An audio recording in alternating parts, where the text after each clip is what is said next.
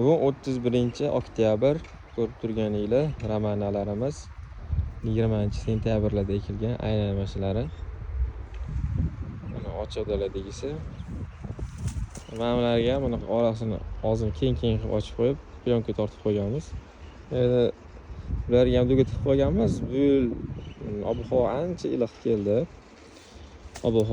iliq keldi.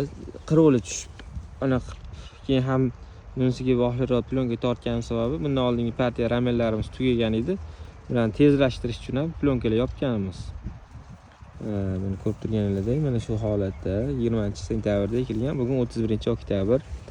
Ochiq daladagisi ham shu holatda mana. Ochiq daladagisi ham deyarli bir xil.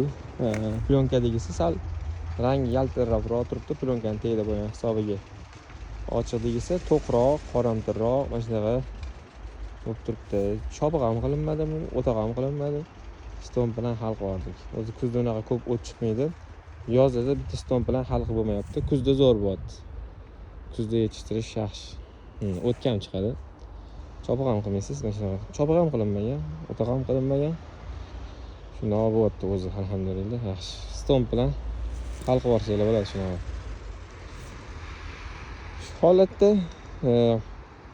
yana bir 5-yilda sovuqroq bo'lish ob-havo ko'rsatyapti, ob-havolarimizda. Sovuqroq bo'lish ehtimoli bor deb. Endi hozir mana ertaga nasib mashinalarni ham ustiga plyonkalarini tortib chiqamiz. Sababi qiruvchisi buni ham qop-qora tutib turgan baylarni sarg'aytirish boshlaydi.